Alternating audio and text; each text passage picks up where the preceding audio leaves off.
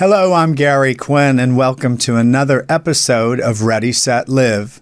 My guest today is William Keck, an author and television producer who has spent most of his life working in the entertainment world as a reporter for the National Enquirer, People Magazine, Entertainment Weekly, and USA Today. He has been Emmy nominated as a producer for the Hallmark Channel, Discovery Channel, and NBC.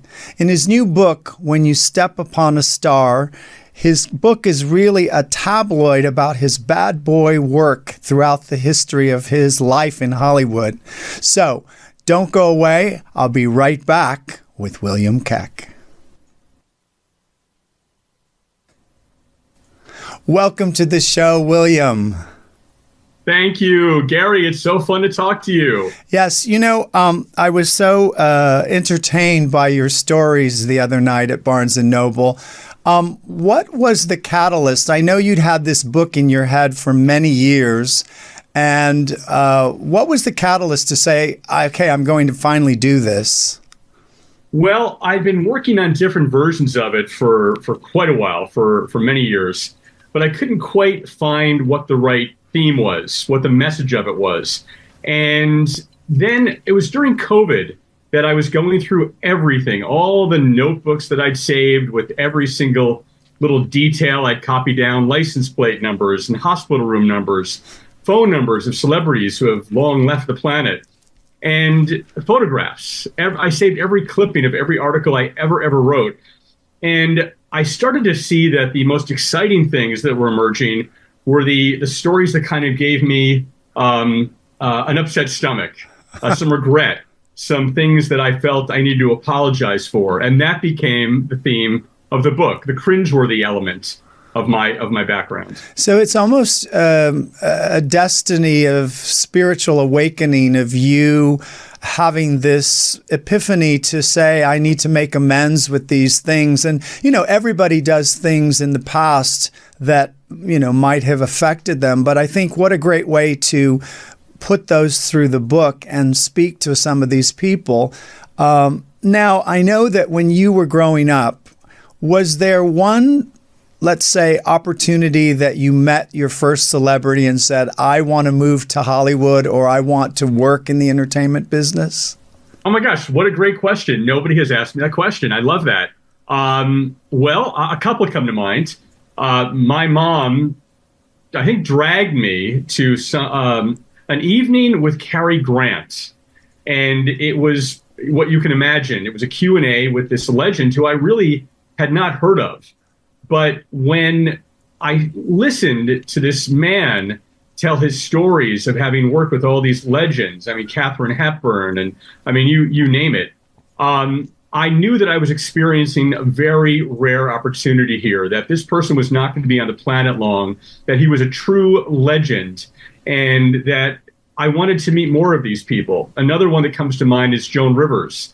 When I was a little boy, my grandfather told me that he had been to a concert with Joan Rivers very early in her career, her black and white years, and she had given him a kiss at the end of the concert. And I ended up having the same experience with Joan a little bit later. I told her the story, and then she gave me a kiss.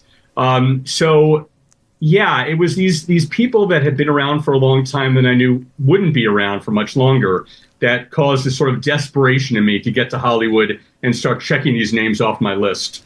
No, I think that, everybody has some first connection with a celebrity, and there's an energy that they give off, which is real creative. And I'm the same way. I'm attracted to the creative world. And I think when you're in that mind space, that it feels really connected. And I had a conversation with Renee Zellweger, and she said, Gary, we're like circus people. She said, and I love the way because really it is, you do a show, you meet people quick, and then you leave. And then there's this bond that you had when you worked at all these places, meeting all of them. Gary, who was the first celebrity you met? I'm curious to know. I just had that Donna Douglas, the Beverly Hillbillies. Ellie Mae Clampett. Yes. Where did you encounter her? At a bank in Northern California. She was Fabulous. doing a promotional tour. I was training for the Olympics. I saw the ad in a newspaper. I must have been 16. And I just said, I have to go there. Something said, you have to go there. And I went, I took a taxi there. And she was signing these books. It was Home Savings. That's what it was. And she was so nice. She was dressed just like Ellie Mae with the accent. The day she died. And she was just lovely. And I even had a picture with her. I took my Instamatic Kodak. But yes, and then when I finally got to Hollywood, it was through swimming. Then it was Penny Marshall and Rob Reiner. And then I met everybody because I was through my swimming. So I understand how you felt, because it's like you're in this energy. You know, I was 21 and I was in a trailer with Farrah Fawcett and, all these people teaching Tom Selleck how to swim and the Dallas crew and blah, blah, blah. But it was just like, I don't know, and Tony Randall, and I hung out all day with Stephanie Powers. It's an energy that I don't think people who have witnessed that. So you have firsthand, because your first job, was that the Inquirer, or was it, what was the first job that you actually received? Well, I just want to mention quickly, since we talked about Donna Douglas, I believe I had the last interview with her ever. Really? And it was actually with Jethro. It was with Max Baer Jr. together. They hadn't seen each other, I think, since the death of Buddy Ebsen.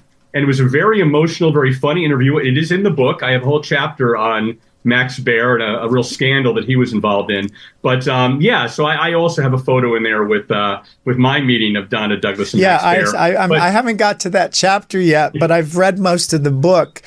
What I was really enthralled with was that that you were sent on all these assignments that when you were a reporter for the Inquirer that were a little crazy. A lot of crazy. I mean, take that chapter, for instance. It wasn't a sit-down interview with Jethro. We received a tip that, it was a tip from a former porn star, an actress who was very popular in the adult entertainment industry, that she had actually been sexually assaulted by Max Baer, who had been a friend of hers. So this sent me to the San Diego area. I met with this woman in her home. She told me this horrible story. I then had to contact Max Baer, who gave me the runaround for a while. I remember I had his number. I called him, and he pretended not to be Max. But it was you can't mistake Jethro's voice. Hello? Max isn't here. He's on a fishing trip. I expected the voice to say a fishing trip of the cement pond. Exactly. So I said, well, if you hear from him, and ultimately I did get a quick call with him where he denied all the accusations, but it makes for a very disturbing, also humorous and hard to believe chapter. I was sent to funerals. I was sent to crash weddings. I was sent to hospital rooms when celebrities were either giving birth or when they were in their last days. You never know what horror story it's almost like, William, it's almost like you were a spy, or you were in character playing these roles.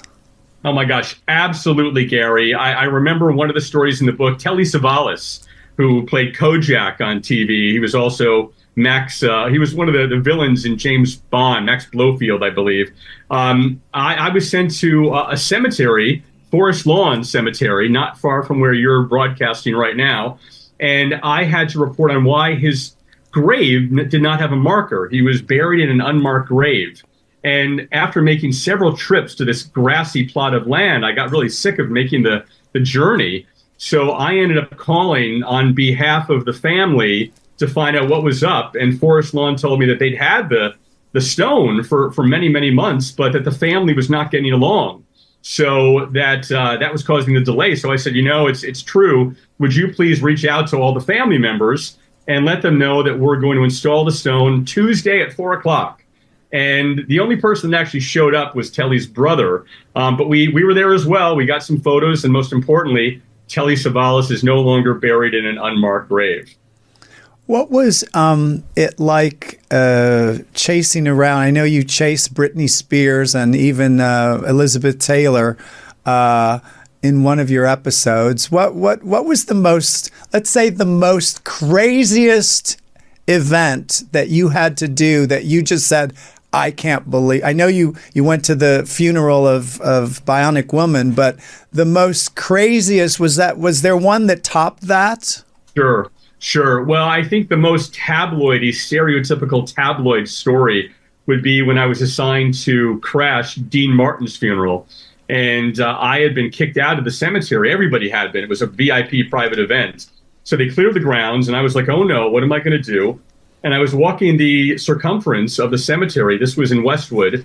And there was a big cinder block wall. But I saw that one of the houses on the other side of the wall, that neighbor had a tree that extended right over the wall, right near the chapel where they were setting up the lectern, where the sign-in book was going to be. So I rented the tree for the evening. My photographer and I were up there. We waited, and then sure enough, a whole row of celebrities started coming in, including the great Bob Newhart, who we just lost. But Frank Sinatra was there, and Don Rickles. And I just couldn't believe that actually this worked. It just seems like a stunt that you would never believe could actually happen, and yet it did. Now, moving into the Hallmark Channel, that was not so inquirish. So that probably was more relaxed for you. It was probably a nicer reception from celebrities. Well, I mean, to go from a place where celebrities are terrified of you to a place where celebrities know they're going to be protected, and the only controversial topics will be about their pet parenting tips and their secret recipes for cupcakes. I mean, talk about night and day. And it was refreshing because I had changed as well. 30 years ago when I was with the Inquirer, I was not the person that I am today. I was in the closet. I was secretive. I was not particularly happy with my life. And I think because of that, I was kind of causing some unhappiness for the celebrities that I loved. So cut to all these years later when I'm in a much better place, I'm honest with myself, with my friends, with my family. And I'm wanting to protect these celebrities that I worship and not cause them undue distress. I mean, instead of stepping on the stars, I think I'm shining them to make them as illustrious as they should appear. Yes. And, you know, what's so interesting is people don't understand that celebrities are just people. It's their job. And, you know, when I travel the world and people say, oh, I can't believe you were in the photo with so-and-so, I said, yes, but they're just people.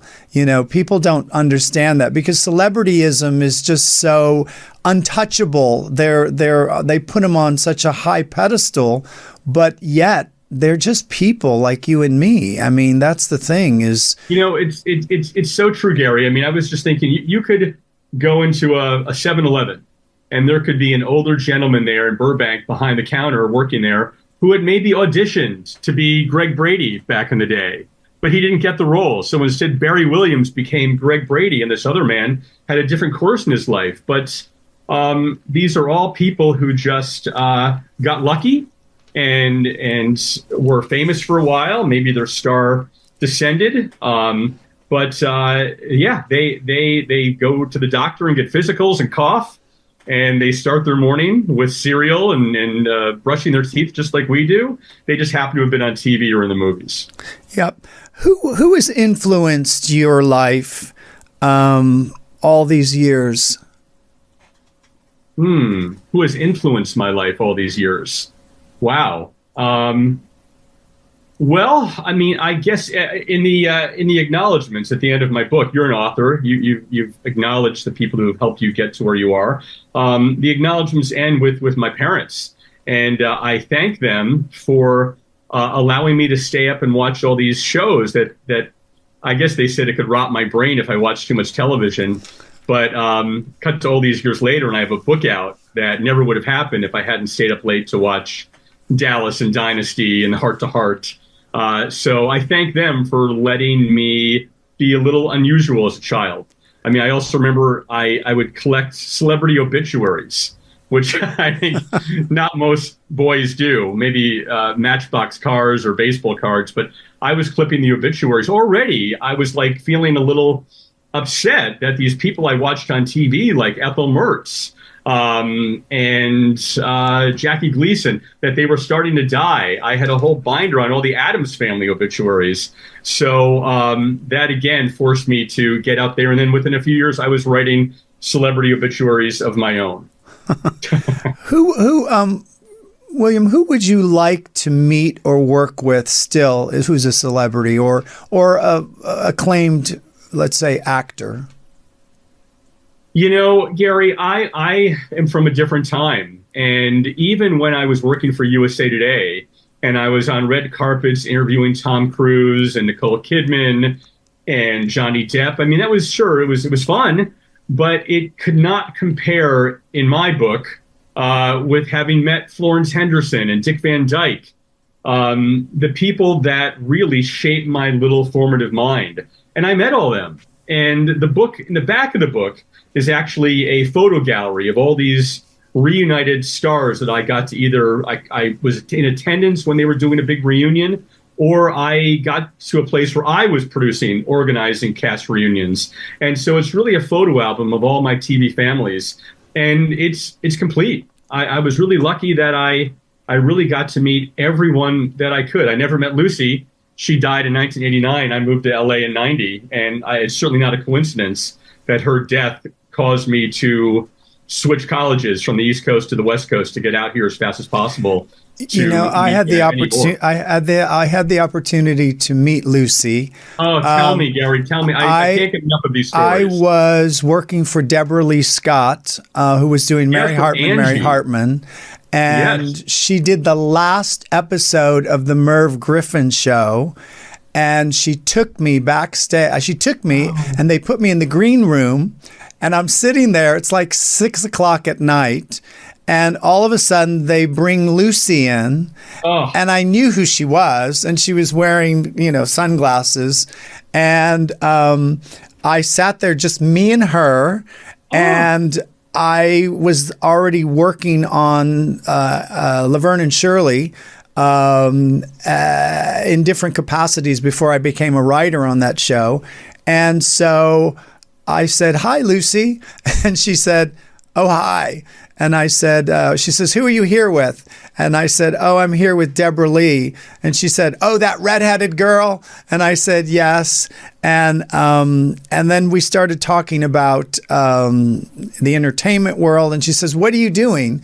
And I said, "Well, I work here and there, but I'm a writer and I wrote a script for Laverne and Shirley." Wrong thing to say. Why? She flipped out and said, "They stole my show. They were playing Lucy and Ethel." And I was like, "Oh my God, how do I save this?" And then she calmed down a bit and I said, "Can I get you some water or anything?" And she goes, "No, but is there anything to drink?" Like, I guess she meant a drink. And wow. And I think I was 22. I don't remember. It was young. And then I said to her, then she said to me, "Listen, kid, you got to save your money." She said, "Open a savings account." She said, "When I came to town, I put $100 and I was saving $5 a week." And she said, "Save your money." And I said, "Okay." And then they called her out. And they took her out to stage. And then I never saw her again because Deborah Lee did her piece and then we left. Oh, my God. Gary, what a great story. I've heard several Lucy encounter stories. That's one of the best. I mean, I would have thought, remember she loved Three's Company.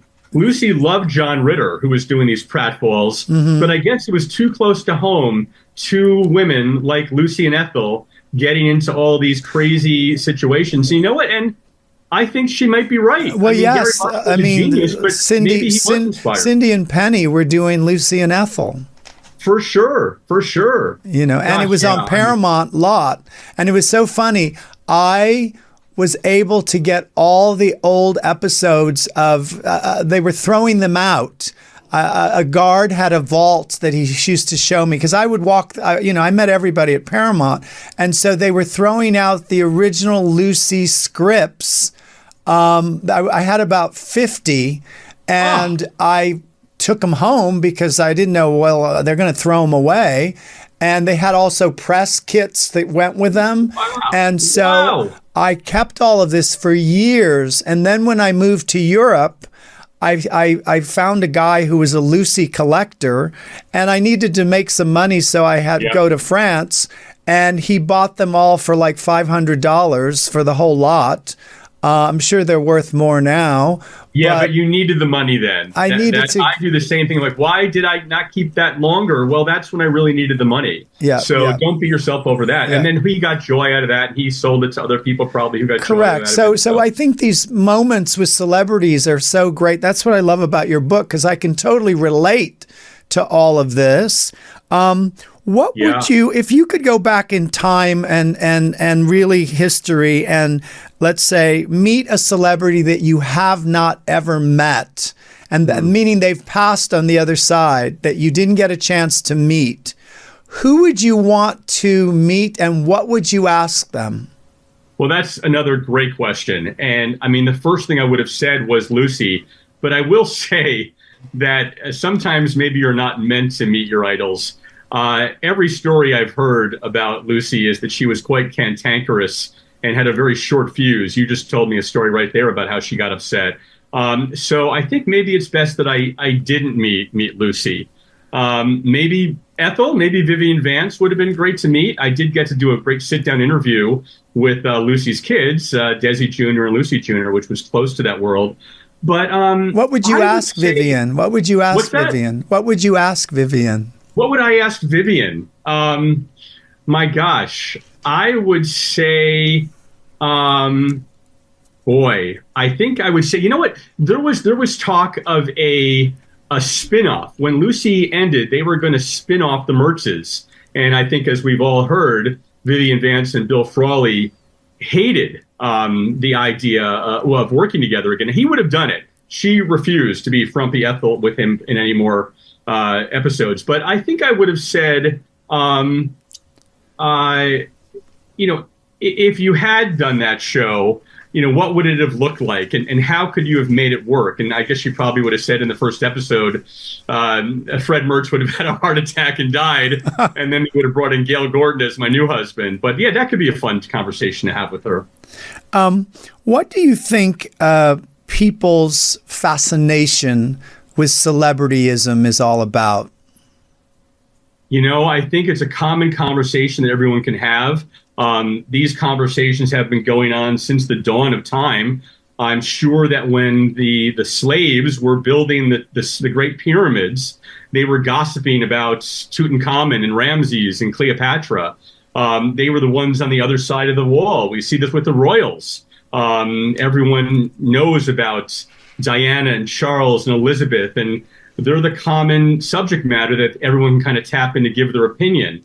Not everyone knows about sports figures. Not everyone knows about scientists, Nobel laureate winners. But it seems like everyone has at least some knowledge of the celebrity, the royal, the king, the president. So I think that's part of it. And as we've seen so many times, we celebrate people's rise. And I don't know if it's a jealousy that our life is not as fabulous as theirs, but we also seem really drawn to their downfalls. I mean, we see this with Ben Affleck and Jennifer Lopez now, that we're all just kind of, waiting to find out when the divorce announcement is going to come. I don't know that we're all waiting, but I mean, it is something we're aware of. No, well, I think the book is such a great read for people who are nostalgic and also remember all these shows.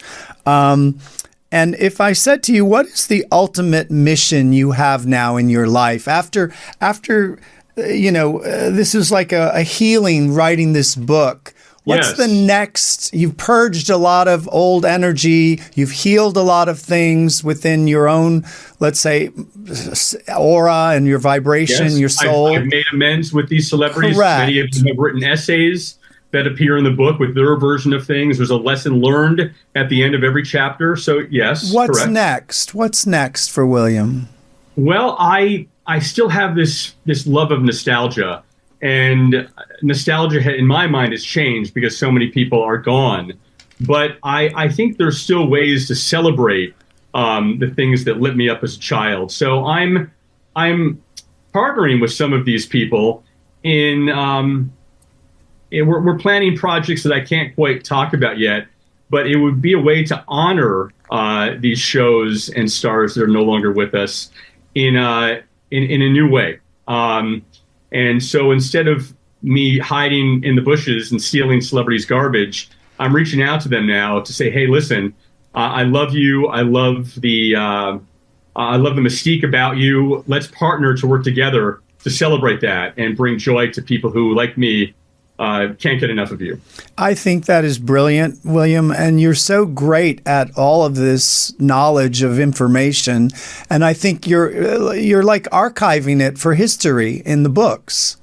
Thank you. And a lot of younger readers, they won't know who Zsa Zsa Gabor is, and they won't know who Tammy Faye Baker is. But in the beginning of each chapter, I relate it to today. I mean, with Telly Savalas, I mentioned him. I say he was Jennifer Aniston's godfather. With Zsa Zsa, I say she was the Kim Kardashian of her time, along with all of her famous sisters. So in the beginning, I spell out who these people are, and I think people will be able to get who they are and then enjoy the crazy journey that I took with these people. Well, people can find the book at Barnes & Noble. They can buy it online, Amazon, and it's a great read when you step upon a star. And I can also attest that some of the stories are really great page turners. And you can go to @the_William_Keck at Instagram, where he can find you. You can find him. And or you can actually have a website for the book, whenyoustepuponastar.com, which gives little previews. It gives some celebrity endorsements, and then also order information if you want to purchase a copy. Excellent, William. Thank you so much. I could talk to you all day about all of this. Oh, my gosh. I know, Gary. I can't believe a half an hour's up already. Thank you for having me on. I've really been looking forward to this. You're great. Super. You have a great rest of your day, and I will see you very soon. Look forward to it. Thank you. I'm Gary Quinn. Until next time, be well.